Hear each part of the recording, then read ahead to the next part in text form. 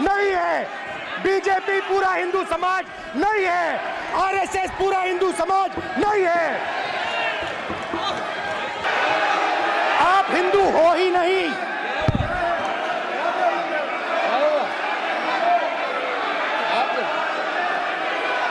Just get me that picture of Shiva. Inside speaker's office. Hindu धर्म में साफ लिखा है, सत्य के साथ खड़ा होना चाहिए, सत्य से पीछे नहीं हटना चाहिए, सत्य से नहीं डरना चाहिए। अहिंसा हमारा प्रतीक है। अभय मुद्रा, ऐसे कीजिए, अभय मुद्रा।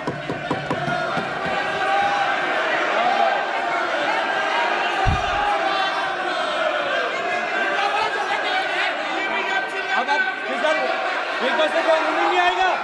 Prime minister will not speak. Prime minister speaker की तरफ से कोई रूलिंग नहीं आएगा। This will happen here. Speaker If you are doing this, it will repeat again. भाई कोई रूलिंग नहीं आ रहा। माननीय ये आप बात समझिए, कोई नहीं बोल रहा। आप बात समझिए। ये इसलिए चिल्ला रहे हैं क्योंकि तीर जाके दिल में लगा है, दिल में जाके तीर लगा है, इसलिए ये चिल्ला रहे हैं। देखो चुप हो गए, देखिए स्पीकर साहब चुप हो गए सब।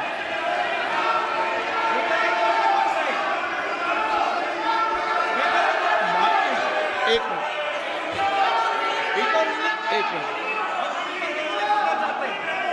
माननीय आप प्रतिपक्ष के नेता हैं, किसी की भावनाओं को ठेस नहीं पहुंचे।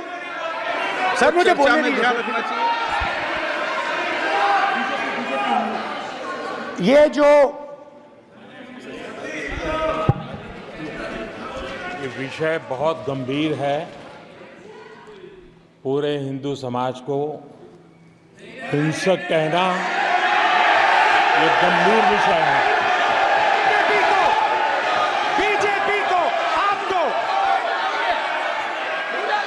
नहीं, नरेंद्र मोदी जी पूरा हिंदू समाज नहीं है, बीजेपी पूरा हिंदू समाज नहीं है, आरएसएस पूरा हिंदू समाज नहीं है। प्राइम मिनिस्टर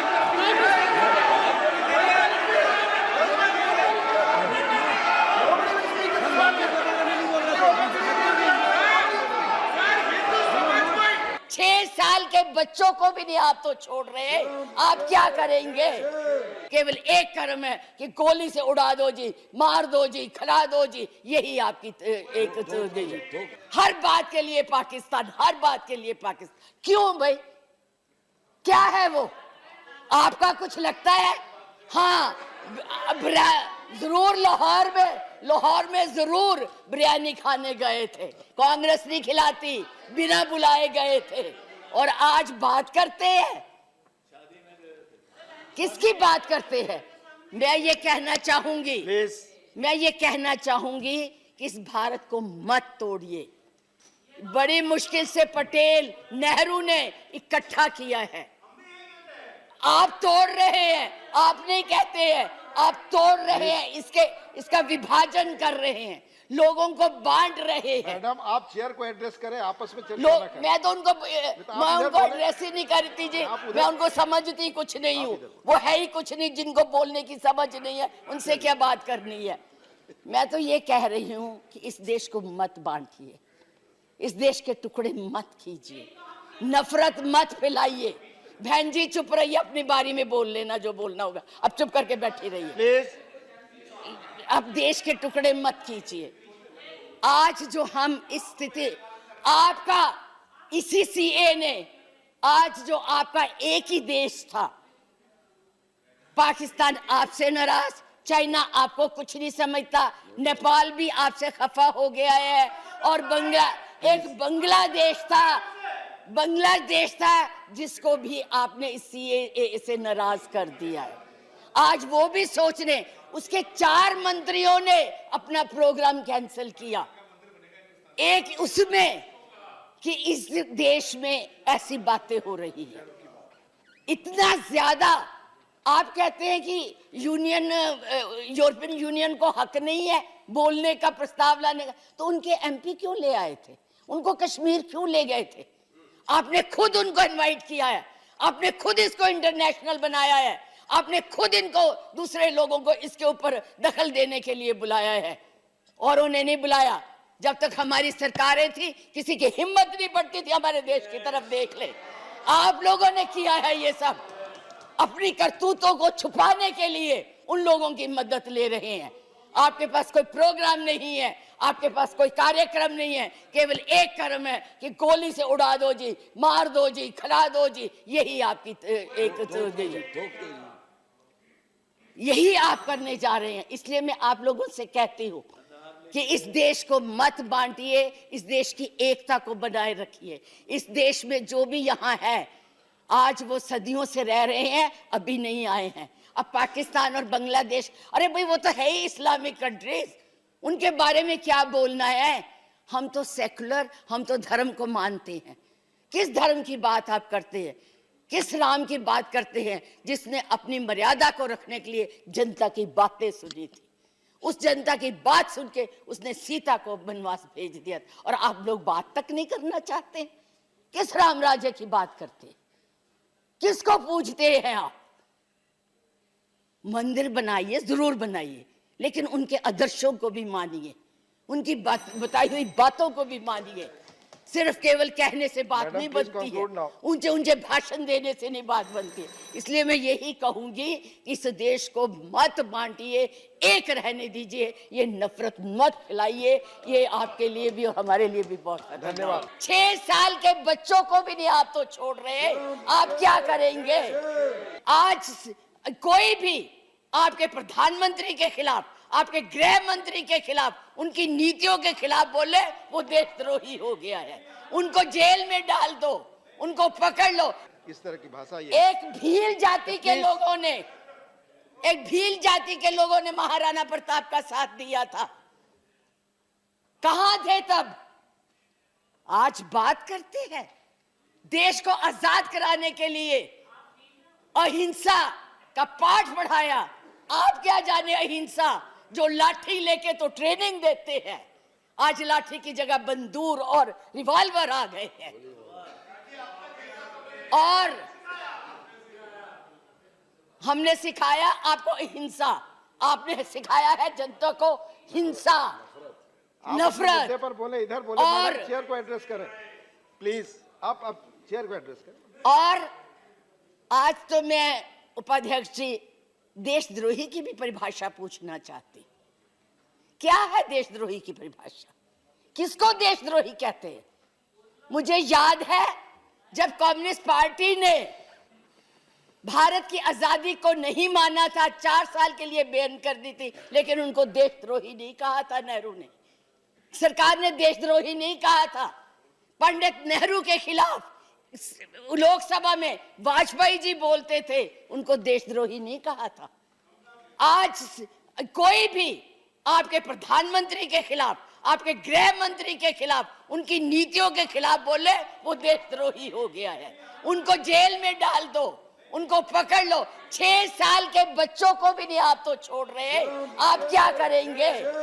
आपके पास ना तो कोई कार्यक्रम है, ना आपके पास भारत के लिए कोई नया सोच है, कुछ नहीं है। केवल एक सोच है कि कैसे इस देश को तोड़ा जाए।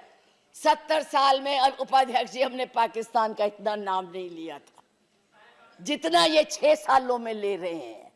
हमारी महानायिका ने पाकिस्तान के 2 हिस्से कर दिए थे, बांट दिया था, और ये आज पाकिस्तान के नाम से डरा रहे हैं, और वैसे कहते हम बहुत मजबूत है। भारत को तोड़ने की कोशिश की है, भारत को बांटने की कोशिश की है, और कुछ नहीं किया है। मास वही करो। आज आप लोग इस देश को इस तरह से बांटना चाहते हैं। कुछ नहीं है, ना महिलाओं के लिए है।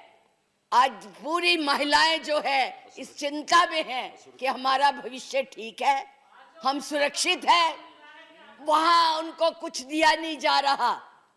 और मैं ये कहना चाहूंगी कि मैं पूछना चाहती हूं, क्योंकि आप बहुत इतिहास के बखेर हुए हैं, मोहम्मद गौरी को किसने बुलाया था?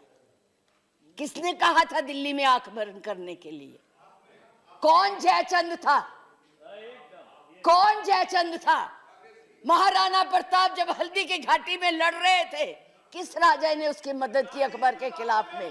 बैठ जाइए, बैठो, बैठिए, चुप करके बैठो। Nothing is going on. सुनो मैडम प्लीज, आप चेयर को एड्रेस करें मैडम प्लीज। माननीय उपाध्यक्ष जी, धन्यवाद। मैं ये राष्ट्रपति के अभिभाषण पर धन्यवाद प्रस्ताव के लिए खड़ी हुई हूँ, पर मुझे समझ नहीं आ रहा कि मैं धन्यवाद किस बात का करूं, कहां से शुरू करूं। मुझे लगता है, आप अब चुप रहिए, मुझे लगता है बैठकर इंटरवेन न करें आप। मुझे लगता है कि एक कुशल गृहिणी अपना ट्रंक उसको पेंट करके अपनी पुरानी चीजें उसमें डाल देती है, यही इस अभिभाषण में है, कुछ नया नहीं है। वही उज्ज्वला है, वही दीनदयाल है, और वही पे जो है मिशन की बातें हो रही हैं। बेरोजगारी की कोई बात नहीं है, महंगाई की कोई बात नहीं है, क्योंकि इनको उसकी चिंता ही। मैडम, मैं बस ये कहना चाहती हूँ कि इस बीजेपी सरकार ने पिछले 10 सालों में इस देश के लिए क्या किया, उससे बड़ी तालिका बनेगी कि 10 साल में क्या क्या कर सकते थे पर किया नहीं। 2014 में जो किसान मोदी है तो मुमकिन है सोच के और अच्छे दिन के ख्वाब देख के बीजेपी को वोट दे रहा था, आज 10 साल बाद वो बोलता है कि मोदी है तो नामुमकिन है, शायद अभी वो किसान है भी नहीं। तो इसीलिए मैं बोलना चाहती हूँ कि समय बड़ा महत्वपूर्ण होता है अध्यक्ष महोदय, और बड़ा बलवान। बंगाली में हम एक बात बोलते हैं कि समय गेले साधन होबे ना। इसका मतलब यही है कि अगर समय चला गया तो साधना नहीं होगी, अगर भक्त रूठ गए तो आराधना नहीं होगी। और 3 से 303 से 240 के आंकड़े बोलते हैं कि इस बार जो आप चले गए तो दोबारा लौटने की संभावना नहीं होगी। तो यही बोल के मैं अपनी बात खत्म करती हूँ। Thank you. अरे उधर वाले, बता इसमें बुरा क्या है, हवा के 4 झोंके अगर इधर से भी गुजर जाए तो। नाउ कमिंग कि पश्चिम बंगाल में नफरत की रणनीति और धोखेबाजी की राजनीति नहीं चलेगी। अध्यक्ष महोदय, मैं उम्मीद करूंगी कि आज आप मुझे पूरा बोलने का मौका दें। सर, नीट के घोटाले से लेके जीएसटी के बोझ तक, एयरपोर्ट की छत टूट जाने से लेके रेल पटरी से छूट जाने तक, तृणमूल कांग्रेस के सदस्य, हर सांसद देश के हर गंभीर मुद्दे पर चर्चा करेंगे। बस यही आपको बोलना था। रिस्पेक्टेड सर, हमारे किसान अपनी मवेशी को, अपनी फसल को माँ की तरफ पूछते हैं। जिस खेत में वो हल चलाते हैं उस जमीन को नमन करते हैं। But does this major sector get support from the government? इसका जवाब अगर आप देश के किसान से पूछेंगे तो वो आपको यही बात बोलेंगे कि चाय से शुरू हुई थी सरकार और गाय पे अटक गई, और विकास की मौसी 10 साल में रास्ते में भटक गई। सर, किसान खुद क्या खाएंगे? अपने परिवार के लोगों का खिलाएंगे? अपनी गाय, भैंस, भेड़, बकरी को क्या खिलाएंगे? सर, ऐसे ही वारदात होते हैं जहां गरीबी से जूझता हुआ एक किसान उसको अपनी गाय, भेड़, बकरी को बेचने में मजबूर करते हैं और अंत में जाके वो अपनी खुद की जान ले लेते हैं। सर, पिछले 10 सालों में 1,12,000 किसानों ने इस देश में आत्महत्या की। एनसीआरबी की एक रिपोर्ट के अनुसार 10 साल में हर दिन इस देश में एवरेज में 30 किसान हर दिन अपनी जान ले लेते हैं। सर, इस देश के लोगों का यही है किस्सा कि जिसको जिताया वो राजा की तरह जाएगा और जिन्होंने जिताया वो फकीर की तरह। सर, ये बहुत गौरक्षा की भी बातें करते हैं।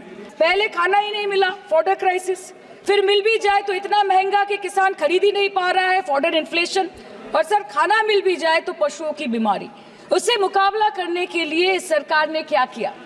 ये बोलते हैं कि गाय हमारी माता है, पर माँ की रक्षा करना इन्हें नहीं आता है। अध्यक्ष महोदय, हम सब जानते हैं कि इस मिनिस्ट्री के अंतर्गत डेयरी भी आता है और भारत इस पूरी दुनिया में दूध के उत्पादन में नंबर 1 है, contributing to almost 24.46% of global milk production.